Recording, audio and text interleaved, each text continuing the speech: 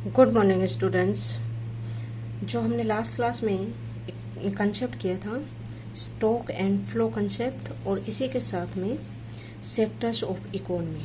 और sectors economy की बात करें तो household sector, producer sector, government sector and the external sector या rest of the world sector, ये 4 सेक्टर की हमने बात की थी। ठीक है, तो अब आज हम अपनी क्लास में करेंगे इंटर सेक्टोरल फ्लो। देखिए, ठीक है, तो फ्लो के बारे में हमने स्टडी किया था stock and flow.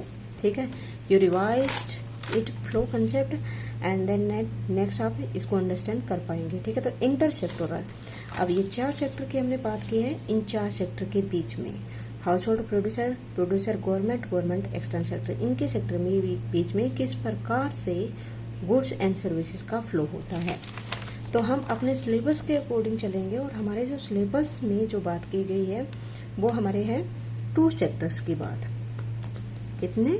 2 sectors economy की बात। ठीक है, तो वैसे 4 सेक्टर इकोनॉमी होती है, पर हमें अपने सिलेबस के अकॉर्डिंग केवल 2 सेक्टर की बात करनी है। फर्स्ट हमारा house hold sector and second है हमारा प्रोड्यूसर सेक्टर। तो इन दोनों ही सेक्टर के बीच के गुड्स एंड सर्विसेज के फ्लो की हम बात करेंगे। ठीक है, तो inter sector flow goods and services both are included, flow between the household sector and producer sector and the government sector. ठीक है, तो इन सभी सेक्टर के बीच में ही फ्लो होता है, तो इसी को कहते हैं इंटर सेक्टर फ्लो। तो हमें केवल स्टडी करना है 2 सेक्टर्स का, house hold sector and producer sectors का। ओके, तो ये 2 टाइप्स के हम फ्लो को बात करेंगे। First is real flow, first हमारा होगा रियल फ्लो एंड सेकंड होगा मनी फ्लो। और रियल और मनी फ्लो के बीच में डिफरेंस क्या है वो अभी हम ये जो पिक बनी हुई है इसमें हम स्टडी करेंगे, तब क्लियर हो जाएगा। ठीक है, house hold sector and producer sector. ठीक है, तो हाउस होल्ड सेक्टर के द्वारा प्रोड्यूसर सेक्टर से गुड्स एंड सर्विसेज परचेज की जाती है। ठीक है, नॉर्मली हाउस होल्ड सेक्टर में हम बात करते हैं फैमिली की, ठीक है, या फिर हमारे कंज्यूमर्स की, ये सारे आते हैं। जैसे कि हम शॉप पे जाते हैं तो कोई भी गुड होती है, हम अपने घर में तो उसे प्रोड्यूस नहीं कर सकते हैं, ठीक है, बना नहीं सकते हैं, तो कई चीजें होती हैं जो मार्केट से परचेज करते हैं। तो इसी प्रकार से जो हाउस होल्ड सेक्टर है वो प्रोड्यूसर सेक्टर से क्या करेगा, गुड्स को परचेज करेगा। ठीक है, तो ये जो प्रोड्यूसर सेक्टर से गुड्स का फ्लो किधर होगा, हाउस होल्ड सेक्टर की तरफ। तो हमारा एरो किधर लगेगा, हाउस होल्ड सेक्टर की तरफ। तो goods produce and sold by firm. ठीक है, और सेकंड है हमारा हाउस होल्ड सेक्टर से प्रोड्यूसर सेक्टर की तरफ किसका फ्लो होगा, सर्विसेज का। सर्विसेज कौन सी, फैक्टर सर्विसेज, यानी कि कोई भी गुड को आउटपुट करने के लिए हमें फैक्टर्स 4 फैक्टर्स की रिक्वायर होती है, जिसके बारे में हमने 11th क्लास में पढ़ा था, land, labour, capital and owner. ठीक है, तो इन तीनों सेक्टर को ऑर्गेनाइज करता है ओनर। तो ये तीनों सेक्टर हमें कहाँ से, ओनर हो गया प्रोड्यूसर। ठीक है, तो अब प्रोड्यूसर लैंड, लेबर और कैपिटल कहाँ से लेगा, हमारे हाउस होल्ड सेक्टर से। ठीक है, तो household sector factor services provide करेगा प्रोड्यूसर सेक्टर को। तो हाउस होल्ड सेक्टर से लैंड, लेबर, कैपिटल का फ्लो किधर होगा, प्रोड्यूसर सेक्टर के, और हम एरो यहाँ लगा देंगे। ठीक है, जैसे गुड का फ्लो प्रोड्यूसर सेक्टर से हाउस होल्ड सेक्टर की तरफ, तो एरो यहाँ, हाउस होल्ड सेक्टर से फैक्टर सर्विसेज प्रोड्यूसर सेक्टर या फर्म की तरफ, तो हमें हमारा एरो इधर लगेगा। Okay, clear. तो यही हमारा फ्लो किसका है, गुड्स एंड सर्विसेज का, गुड्स का प्रोड्यूसर से हाउस होल्ड, हाउस होल्ड से प्रोड्यूसर। ठीक है, तो यही बात इस यहाँ पे लिखी हुई है, here we see flow of a goods from firm to household and flow of services from household to producer sector. This type of flow is called real flow. ठीक है, तो यहाँ पे जो हम देख रहे हैं वो हमारा क्या है, यहाँ पे जो हमने देखा है कि केवल गुड्स एंड सर्विसेज का ही फ्लो है, यहाँ पे मनी का कुछ भी नहीं है। यहाँ से हम देख रहे हैं कि गुड्स इधर फ्लो हो रहा है, गुड्स का ट्रांसफर, और सर्विसेज का ट्रांसफर इधर हो रहा है। ठीक है, मनी की हमने कोई बात ही नहीं की। तो यहाँ पे जब मनी की बात नहीं कहते हैं, केवल गुड्स और सर्विसेज की ही हम ट्रांसफर की बात करते हैं एक सेक्टर से दूसरे सेक्टर के बीच में, तो वो हमारा होता है रियल फ्लो। ठीक है, नेक्स्ट आता है हमारा मनी, ये हो गया रियल फ्लो। क्लियर। ठीक है। तो रियल फ्लो में केवल गुड एंड सर्विसेज का flow one sector to another sector. और नेक्स्ट आता है मनी फ्लो। अब मनी फ्लो की बात करेंगे तो जाहिर सी बात मनी है यहाँ पे, इसके नाम से ही पता चला। तो मनी का one sector to another sector, ठीक है। तो मनी हाउस होल्ड सेक्टर से प्रोड्यूसर सेक्टर से किस प्रकार से होगा? प्रोड्यूसर से हाउस होल्ड।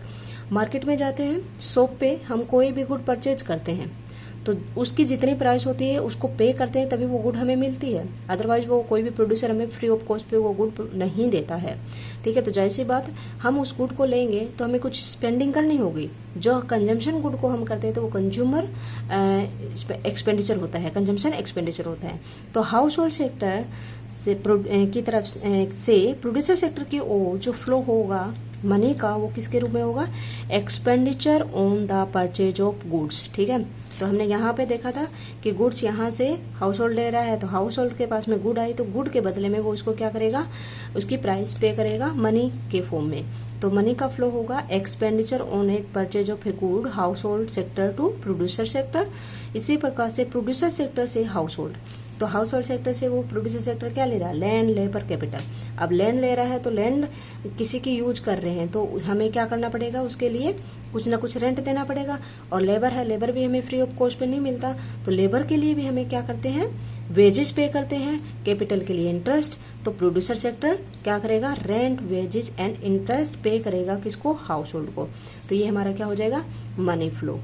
एक बात यहाँ पे ध्यान में रखना, एक एग्जांपल देते हैं कि मनी फ्लो, जैसे कि प्रोड्यूसर ये हाउस होल्ड सेक्टर है, इन्होंने गुड परचेज किया है 1000 की, ठीक है। उन्होंने यहाँ से गुड लिया तो गुड के बदले में वो इसको क्या करेंगे? 1000 पे करेंगे, expenditure on the purchase of good.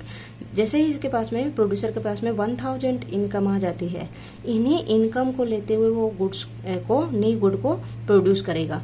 तो ये जो 1000 इनकम है, यही इनकम वो रेंट के रूप में, वेजेज के रूप में और इंटरेस्ट के फॉर्म में हाउस होल्ड को पे करेगा।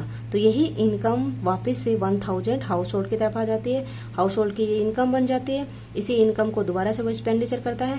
तो ये एक प्रकार से इस प्रकार का सर्कल बना रहता है और चलता रहता है हमारे इकोनॉमी में, और इसी को कहते हैं circular flow of money. This is also called circular flow of money. Clear है? ठीक है। तो सर्कुलर फ्लो ऑफ मनी क्या है हमारा? कि मनी हमारी एक सेक्टर की तरफ नहीं रहती, स्टॉक नहीं होती, वो फ्लो रहता है one sector to another sector. ये फॉर्म डिफरेंट हो जाता है। तो यहाँ पे कंजम्पशन एक्सपेंडिचर है, यहाँ पे पेमेंट ऑफ फैक्टर सर्विसेज है, बस इतना ही डिफरेंस है। Here we see the flow of money, ठीक है। ये हमने बात कर ही लिया था कि ये यही बात है, यहाँ से इधर की मनी हाउस होल्ड से प्रोड्यूसर, प्रोड्यूसर से हाउस होल्ड, तो ये एक सर्कल बना रहता है और इसी कंटिन्यूस सर्कल को सर्कुलर फ्लो ऑफ मनी कहते हैं, ठीक है। तो अब नेक्स्ट आता है हमारा सिग्निफिकेंस या importance of circular flow of money. अब इस सर्कुलर फ्लो ऑफ मनी की क्या इंपॉर्टेंस है हमारी इकोनॉमी के लिए? तो इसकी 2 इंपॉर्टेंस है। फर्स्ट है knowledge of inter sectoral interdependence, inter sectoral between different sectors, between sectors या डिफरेंट सेक्टर, ठीक है। तो ये डिफरेंट सेक्टर, बिटवीन सेक्टर यानी कि हाउस होल्ड सेक्टर और प्रोड्यूसर सेक्टर।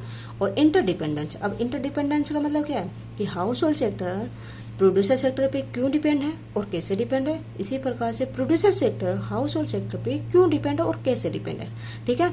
कैसे डिपेंड है यानी कि वो यहाँ से क्या लेता है? फैक्टर सर्विसेज लेता है और इसको क्या पे करता है? यहाँ पे क्या ट्रांसफर करता है? इसको गुड्स करता है। इसी प्रकार से हाउस होल्ड सेक्टर है तो यहाँ पे इसको सर्विसेज प्रोवाइड करता है, सर्विसेज के बदले में यहाँ से गुड लेता है। तो ये रियल फ्लो है। इसी रियल फ्लो के ही फॉर्म में हमारा मनी फ्लो होता है, ठीक है। तो ये इंटरसेक्टोरल फ्लो हमें पता चलता है, इंटरसेक्टोरल इंटरडिपेंडेंस पता चलती है सर्कुलर फ्लो ऑफ मनी से। सेकंड है estimation of national income, it is also important. अब नेशनल इनकम का हमारा एस्टिमेशन कैसे होता है तो वो हम देखते हैं कि रेंट है प्लस वेजेस है प्लस इंटरेस्ट, अगर हम सभी को हम प्लस कर देते हैं, ठीक है, तो बचता क्या है? हमारा ओनर है, ठीक है। इस ओनर का जो रहता है रिम्यूनरेशन या इनकम होती है वो हमारा प्रॉफिट होता है, ठीक है। तो इसी के साथ में इसको हम ऐड कर देते हैं प्रॉफिट। अब इन चारों को हम ऐड कर देते हैं तो हमारी इकोनॉमी में rent plus wages plus interest plus profit, तो हमारी इकोनॉमी की टोटल इनकम क्या आती है? Total income. और किसी भी कंट्री की टोटल इनकम एक साल में जितनी उसकी टोटल इनकम होती है वही तो उसकी क्या होती है? नेशनल इनकम होती है। तो इसी प्रकार से हमें सर्कुलर फ्लो ऑफ इनकम से नेशनल इनकम पता चलती है। ठीक है, तो इम्पोर्टेंस क्या है इसकी? 2 इम्पोर्टेंस है सर्कुलर फ्लो ऑफ मनी की, knowledge of intersectoral interdependence and estimation of national income. ठीक है, और सर्कुलर फ्लो ऑफ मनी क्यों कहते हैं? क्योंकि एक सर्कल चलता रहता है और मनी हमारी एक सेक्टर की तरफ नहीं रुकती है। अगर एक सेक्टर की तरफ रुक जाती है तो हमारी इकोनॉमी में आउटपुट नहीं होगा और हमारी इकोनॉमी का ग्रोथ रेट नहीं बढ़ेगा। ठीक है, okay, I think it is clear. ठीक है, नेक्स्ट क्लास में हम नेक्स्ट टॉपिक करेंगे। Okay, thank you.